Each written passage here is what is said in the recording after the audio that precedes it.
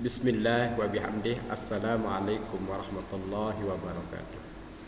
Alhamdulillah wa ala rasulillah wa ala alihi wa ashabihi wa mawalah. Apa kabar antum semua? Semoga antum dalam keadaan sehat walafiat. Semoga anak-anakku tetap semangat dalam mengikuti pembelajaran online, khususnya pelajaran daring. Baiklah, untuk mempersingkat waktu, marilah kita awali pembelajaran kita dengan sama-sama berdoa. Bismillahirrahmanirrahim. Allahumma yassir yassir, ya mudabbir dabbir, ya musahhil sahhil alaina kull azmin ya basyir. Selanjutnya, materi pembelajaran kita pada pagi hari ini yaitu beriman kepada kitab-kitab Allah.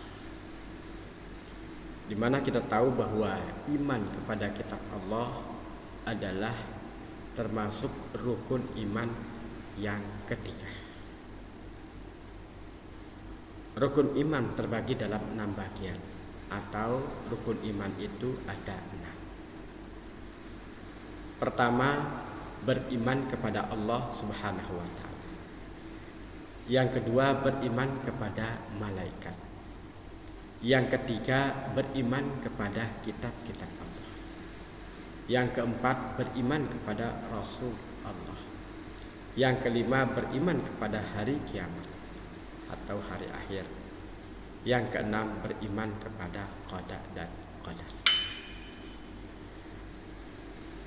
Untuk lebih jelasnya dan mendetilnya pengertian iman kepada kitab-kitab Allah, maka kita akan membahas apa arti iman atau iman kepada kitab Allah, apa arti kitab menurut bahasa, dan apa arti iman kepada kitab Allah secara terminologi. Pengertian iman kepada kitab Allah berbahasa kitab berarti buku, surat, kiriman. Iman artinya percaya. Cara mengimani kitab sebelum Al-Quran secara ijmali, kalau kitab Al-Quran secara tafsiri. Sedangkan iman kepada kitab Allah menurut istilah atau secara terminologi artinya meyakini bahwa Allah Subhanahu wa ta'ala telah menurunkan kitab-kitabnya kepada rasul-rasulnya agar kitab-kitabnya itu dijadikan sebagai pedoman hidup umat manusia agar mereka memperoleh kebahagiaan di dunia dan akhirat. Pengertian kitab dan suhuf. Kitab yaitu kumpulan wahyu Allah yang disampaikan kepada Rasul untuk diajarkan kepada manusia sebagai petunjuk dan pedoman hidup. Suhuf yaitu wahyu Allah yang disampaikan Rasul kepada Rasul, tetapi masih berupa lembaran-lembaran yang terpisah. Sekarang apa persamaan dan perbedaan antara kitab dan suhuf? Persamaannya, kitab dan suhuf sama-sama wahyu dari Allah Subhanahu wa ta'ala. Sedangkan perbedaannya adalah pertama, isi kitab lebih lengkap daripada isi suhuf. Kedua, kitab dibukukan sedangkan suhuf tidak dibukukan.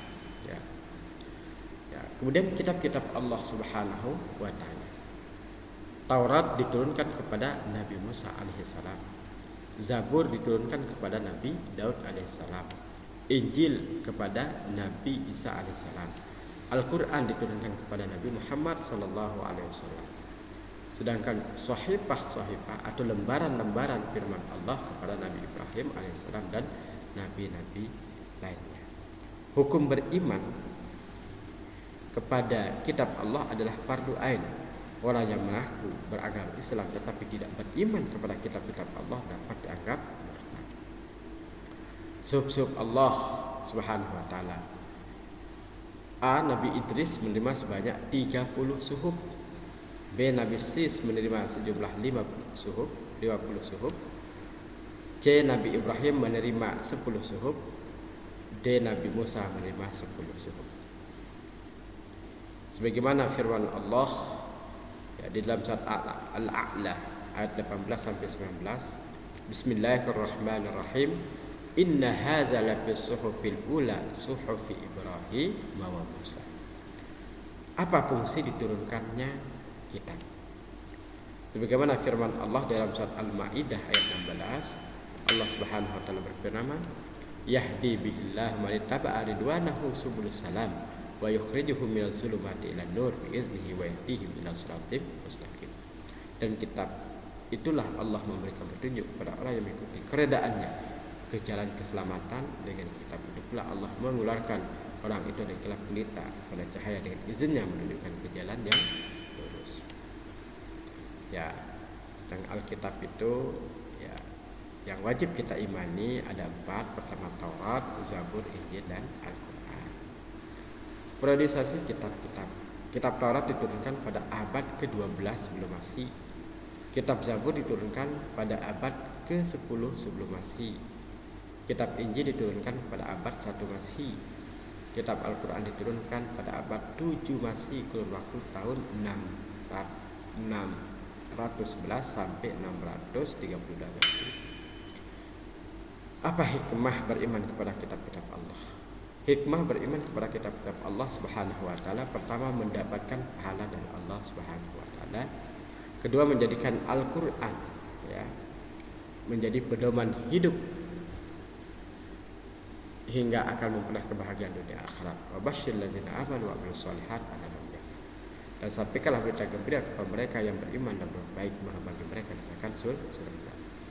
Terdorong untuk meningkatkan kualitas diri karena Al-Quran mendorong manusia untuk mempelajari ilmu pengetahuan dan teknologi.